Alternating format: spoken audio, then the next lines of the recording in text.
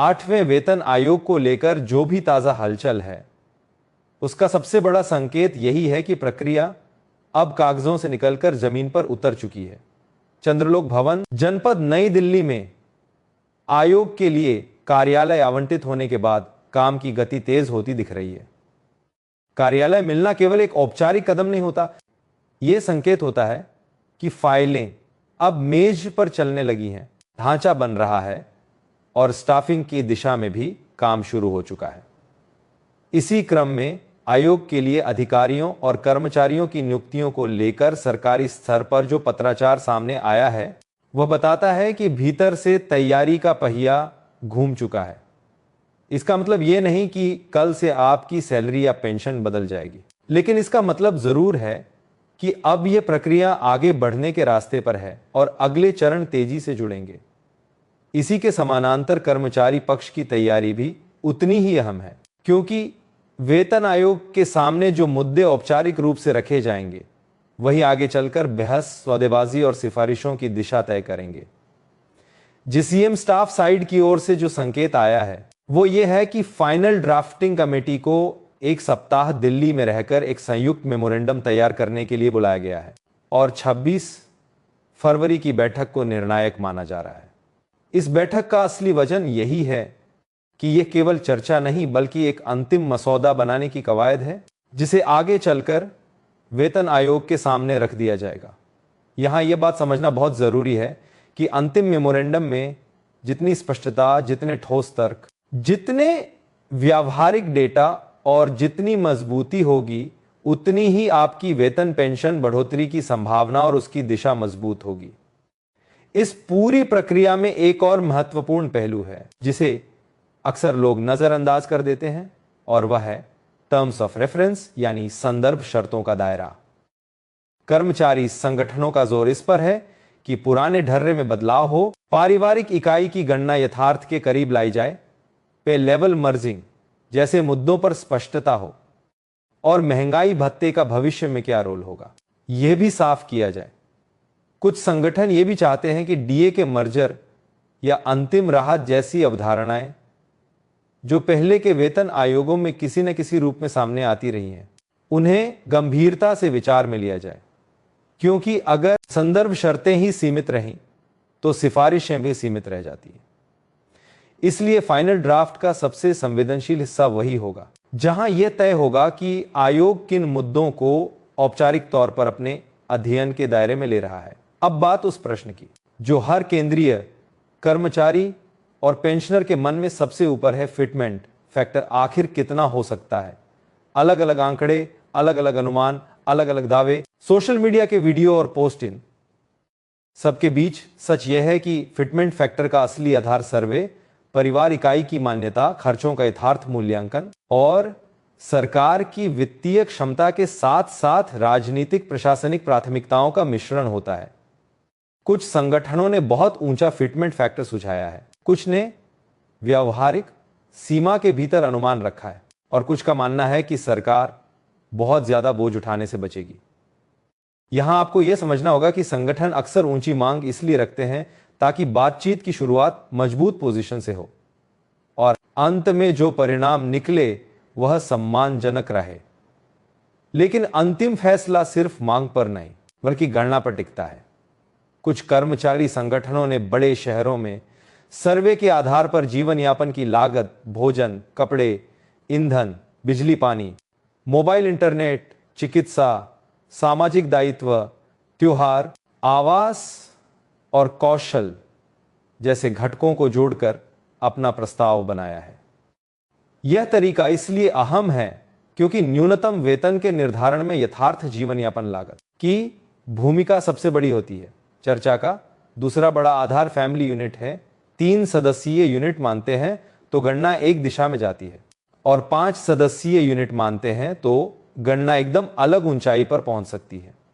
इसी वजह से कई विशेषज्ञ कहते हैं कि फिटमेंट फैक्टर की असली कुंजी फैमिली यूनिट की मान्यता है। अगर उस पर व्यापक सहमति बन जाती है तो फैक्टर अपने आप ऊपर जा सकता है। मगर यह भी सच है कि सरकार इसी बिंदु पर अक्सर सबसे ज्यादा सावधानी बरती है, क्योंकि यही आगे चलकर पूरे वेतन ढांचे का आधार बन जाता है।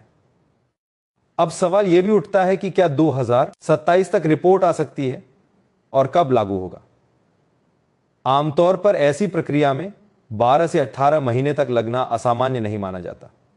ड्राफ्टिंग, सुझाव, मीटिंग्स, नेगोशिएशन, आयोग का अध्ययन, रिपोर्ट, फिर सरकार का मंथन, फिर कैबिनेट और अंतिम अधिसूचना, यह एक लंबी श्रृंखला है। इसलिए यह संभावना मजबूत है कि सिफारिशें पहले आए, फिर सरकार उसका अध्ययन करे और उसके बाद लागू करने की दिशा में कदम उठे।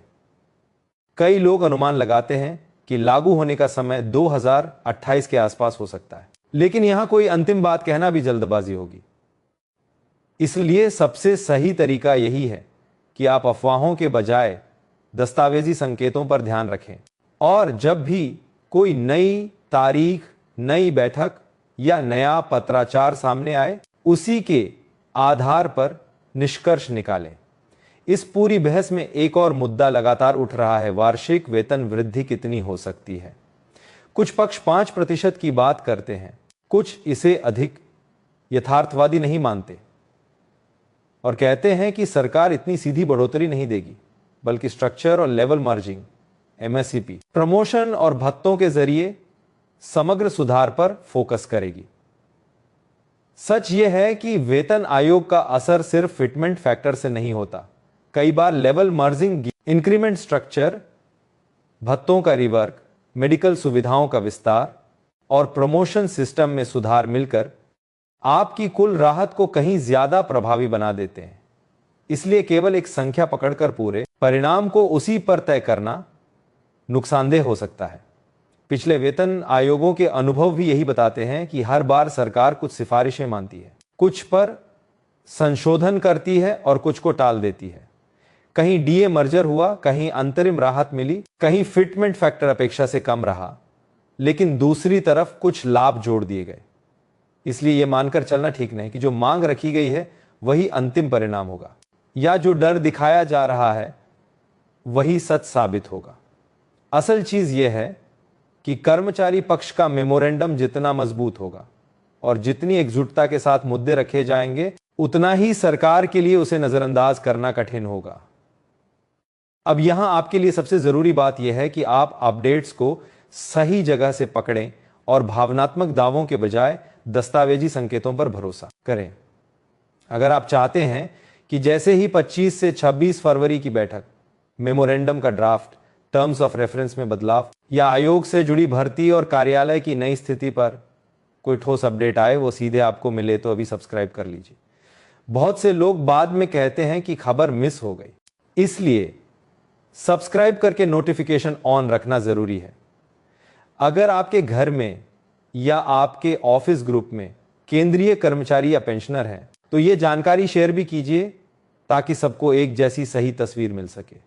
और हां, सब्सक्राइब करने से सिर्फ आपका फायदा नहीं होता, आपकी वजह से यह अपडेट उन लोगों तक भी पहुंचता है जो सही जानकारी खोज नहीं पाते। आने वाले दिनों में सबसे ज्यादा ध्यान इसी पर रहेगा कि फाइनल ड्राफ्ट में कौन कौन से मुद्दे प्राथमिकता में आते हैं।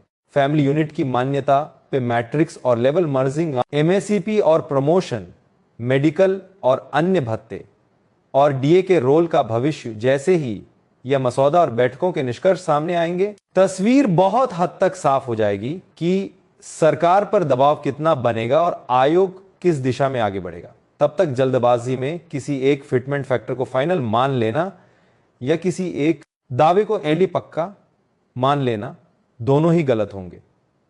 आपसे एक आखिरी अनुरोध, अगर आप चाहते हैं कि इस तरह की हर वास्तविक अपडेट, पत्र, मीटिंग और प्रक्रिया की चाल आपको समय पर और साफ शब्दों में मिले, तो भी सब्सक्राइब कर दीजिए। कई लोग सिर्फ देखते हैं लेकिन सब्सक्राइब नहीं करते, फिर जब नई अपडेट आती है तो उन्हें पता ही नहीं चलता। इसलिए सब्सक्राइब करके नोटिफिकेशन ऑन रखें और इस वीडियो को उन साथियों तक जरूर पहुंचाएं जिनके लिए 8वां वेतन आयोग, पेंशन और भत्तों की ये चर्चा सीधे उनके घर के बजट से जुड़ी है। धन्यवाद और जुड़े रहिए। जय हिंद।